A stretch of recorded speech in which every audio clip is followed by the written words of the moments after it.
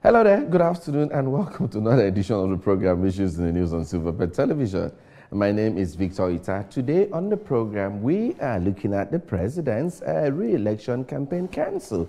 And we're looking at matters arising upon the release of that list. We're also hearing that there's going to be some form of tinkering on that list.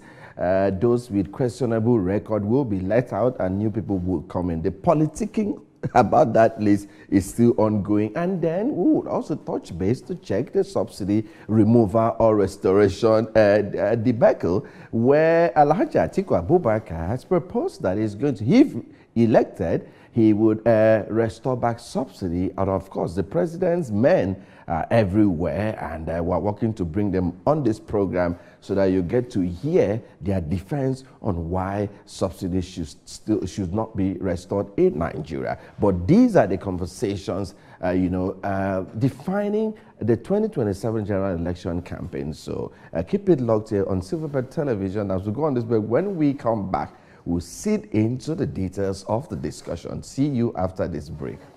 Welcome back. You were just joining us. These issues in the news on Silverbird Television. With me here in the studio is the regular Mustafa Issa. I don't know where he stands with subsidy restoration or removal, and I don't also know why his name couldn't make it to that list.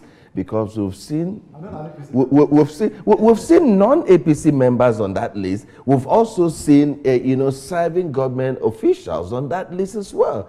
And the politicking with that list, one is just surprised who is going to be evicted and who will be admitted into that list. Mustafa, but I have a question. Must you be on the committee to campaign for the president, the election? I don't think so. Even if you ask me, that 223-man list of the campaign council, you need to spend 2 days to memorize those names. You don't need that kind of large. Too many cooks spoil the brood. Is that how they say it? So what do you make of the, let's look at the big names. What do you make of the DG of the campaign? Yeah. You've seen reaction that has trailed his Senator Yari. Senator Yari. He's an APC member. He's an APC member. And he's an APC senator. He's APC senator. From Zamfara State. But we are talking about not, the issues. There are issues. What are the issues? What do you also make of Better Edu? You know the issues? Yeah, things are getting better for her. What do you also make of the DG of the IRS? No, the former IRS. Yes, being on that list. NRS, yes. So what do you make of this public officers and people with, cases? Yes, in court. Yes. Let me start with the DG, Senator, former governor of Zamfara State. Yes. Senator Yari with the DG from Northwest. I'm not aware of any pending EFCC case against him. That I know. You can question how he got his money, but he's a former governor. In Nigeria, everybody expects a former governor to be rich. Once you become a governor, people expect that you must be a thief. Even if you don't want to steal, people will say, this is your turn. You have to steal some money from us. So are you saying I'm telling you what I know. Are you saying that, seeking election into a gubernatorial election means that one is exposed to pilfering? Yeah, well, of course. You're supposed to pilfer. No, you mustn't. That's why I say you suppose. Yes. Society expects you to be a thief who has to become a governor. Who made that society? That is where we are. You see, I'm not in that society. Mustafa, if you're in that society, I'm not in that society. Because I know when you become governor, you will not pilfer. When I become governor, I will not pilfer. I will not pilfer. I will not. Don't trust me like that. But I can trust myself. Sure, but I'm not saying that I'm going to be. But you see, society must pressure on those in power to steal. If you happen to visit any state government office, if you see people waiting to see the governor, so wait till 1 a.m. They could be looking for appointment. That's what I'm saying. They could be looking to attract contract to their area. Inflated contracts. Governor does steal money directly now. They steal money through contract. In fact, the bigger the contract, the bigger the stealing. Yes. That is why they see a bad road now, they will fix it because the money will be too small. But they wait until the bad road turns to a crater to attract big money before they award the contract. That is how you roll in Nigeria. You see, the majority of the part of the major problem of corruption in Nigeria, the major source of it is contract. Whether it's federal, whether it's at the or local government level, it's contract. We all know this. Everybody that supports Atiku, support Tinubu, and most of them have an ulterior motive. They see them as because they believe in their political ambition, they believe in their dreams and ideology for the nation. That is why you support, not because of benefits. You say what? Adio? No, now. Ideology. Ideology of the individuals. Please, okay. Yes. Do you know how many PDP governors today are in APC? So you're not telling me that there's no difference between the APC and they will tell you that the ship is sinking. They cannot be in a sinking ship. Okay. But the ideology, is it sinking too?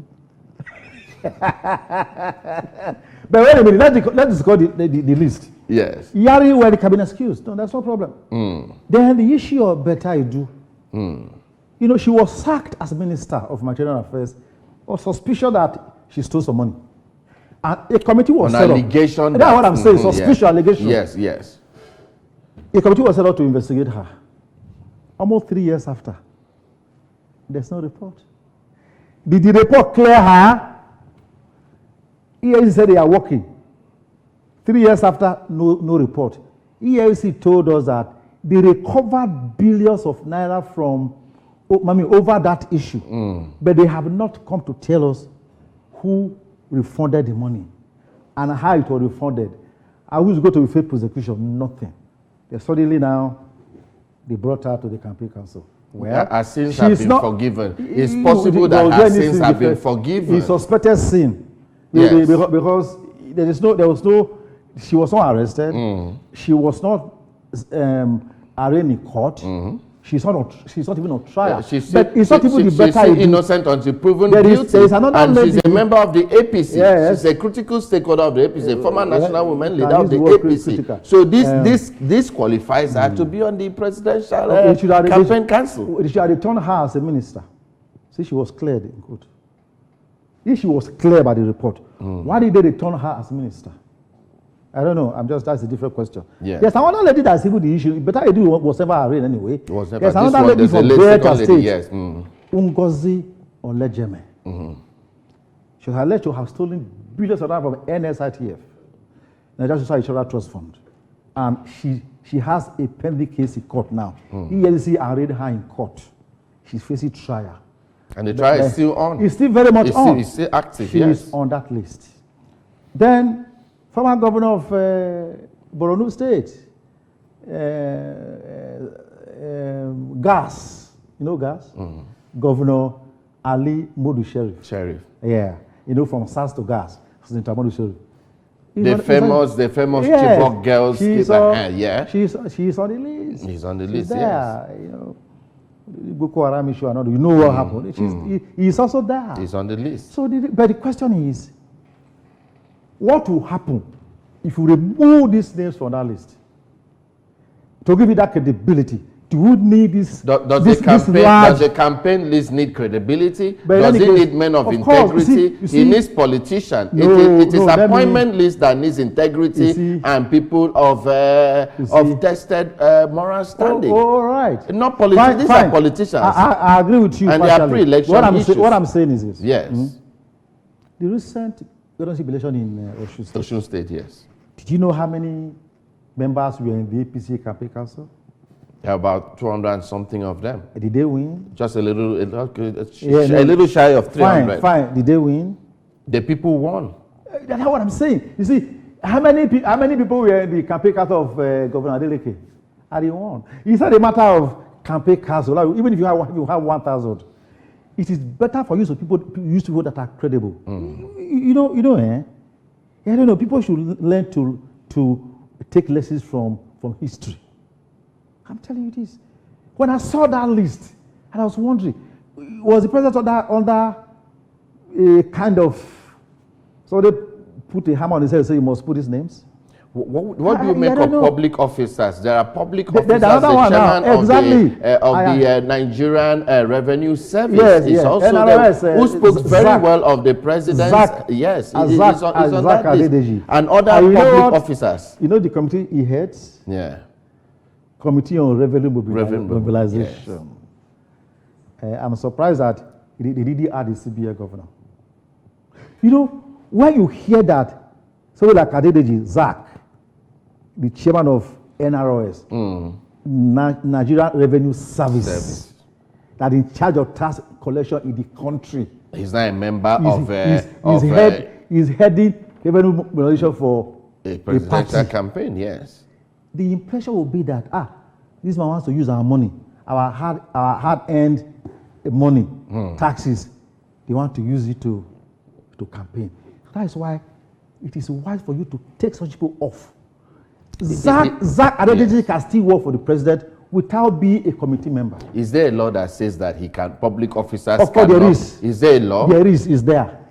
Are Conflict of interest. You see, yes. Even when there is no law, you see, I have said it several times that nations that quote laws most of the time hardly make progress. But nations that thrive on morality make headway, go and check the entire world. If you accuse a Japanese man of stealing, he would rather commit suicide. But in Nigeria, somebody is accused of stealing, is arraigned in court. You see his people go and you saw as should be, and escort him to court. The man will carry Bible. He goes into the court. He goes into courtroom with a Bible, as if it's massive Bible. I've not mentioned any name, but we've seen pictures of people going to large Bible. No, with Bible. The bigger the Bible, the bigger the forgiveness. Yes. Maybe the Bible from Galilee. Those are just. I don't know how I'm going to put it now. You don't see. Nigerians are, at a point, we don't look at think of. I don't know how I'm going to put it now because where lies morality?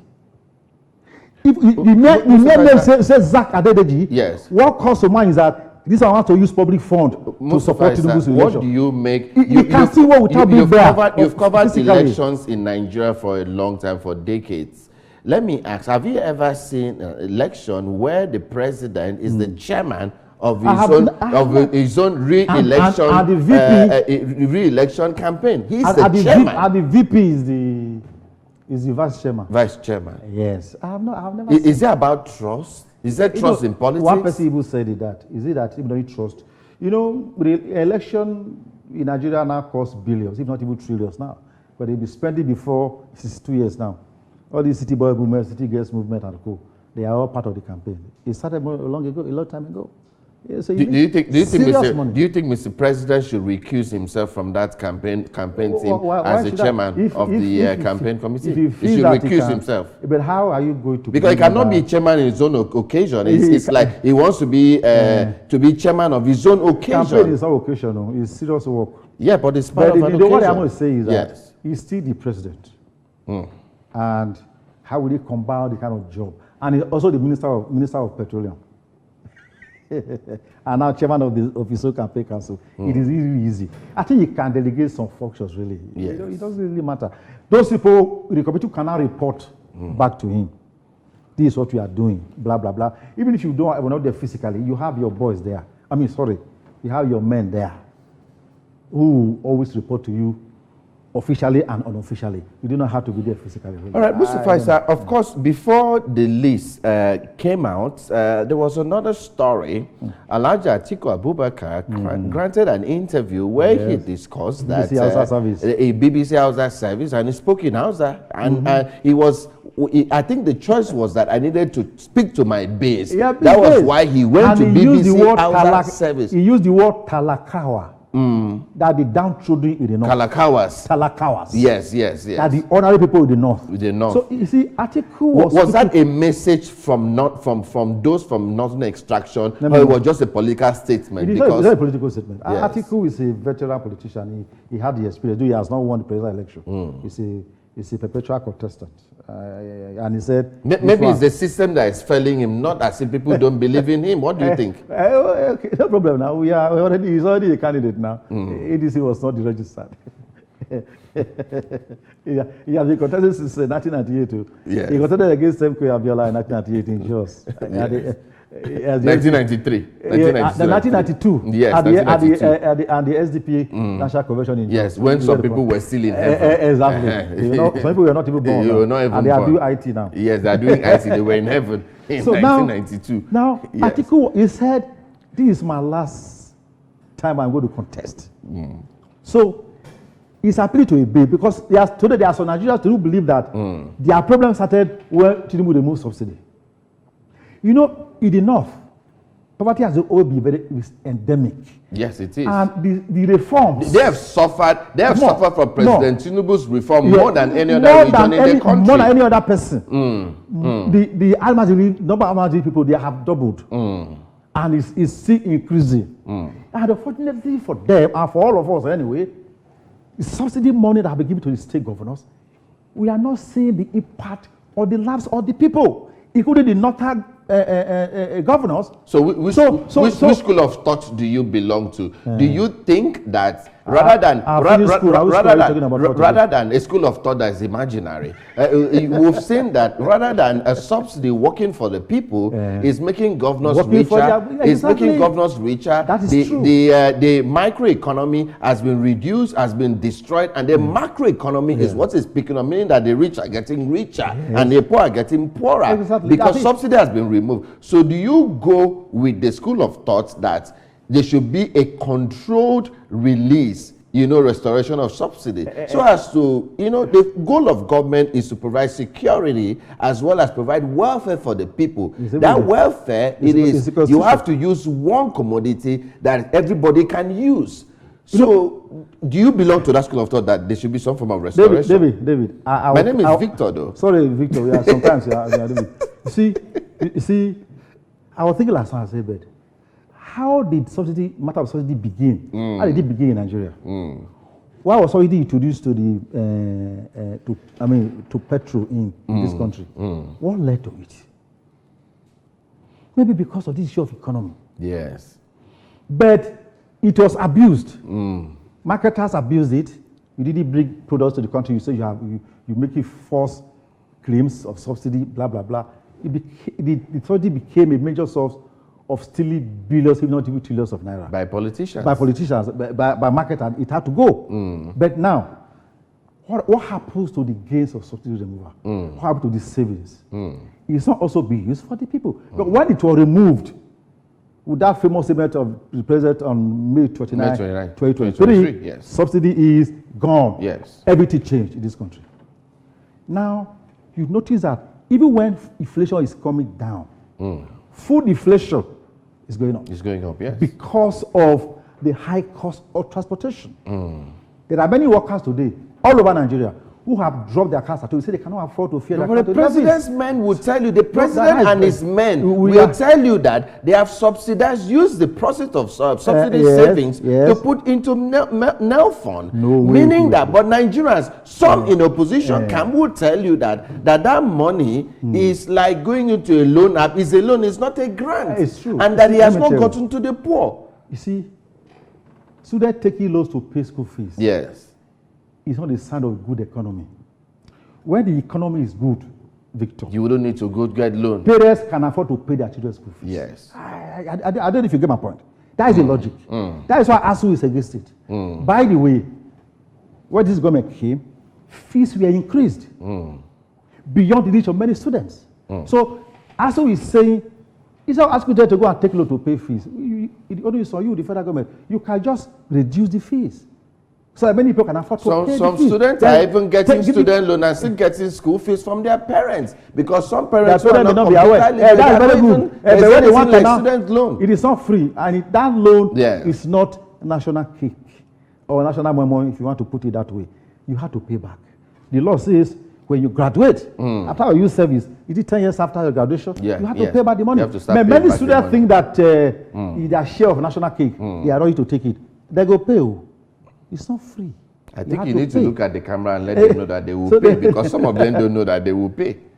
Even if they know that they are going to pay. Yes. You know Nigerians, we are very optimistic. They say, maybe that time, government will forget. Mustafa, do you you see see, the do you see So- this? Because I've seen Donald Duke. Yes. I'm coming, sir. I've seen Donald Duke make statement after the article statement, and he's saying that the subsidy regime in Nigeria, there is no transparency in the management of the funds.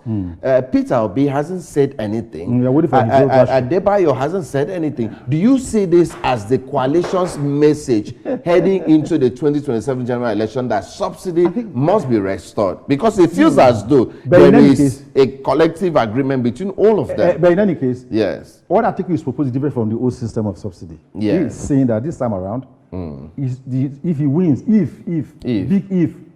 It mustn't be If if he you've been wins. saying if like 3 times. If I know he what I mean, wins, that, which means the odds are against him. That's Yes. a very big if. That he is going to give crude directly to the local refineries. So that they will at discounted rate. Probably, let me give you an instance. Maybe if crude is a barrel is $80. $80, It may yes. sell to the local refinery at maybe 50 or 60. So that differential, Yes. the refineries will now produce and sell petrol But and other products. that doesn't make any sense, because if you take crude, this is 100% crude, you put it into a Dangote refinery, you only need 50-something% of this crude to produce petroleum products that all Nigerians can use. That is so the economic differentials the doesn't onus- make any sense. The onus is on article to explain. That is why we are journalists. Yes. When we see him today, Yes. I'm going to ask him to give a detail. How do you think it's going to work? Because in Nigeria today, Yes.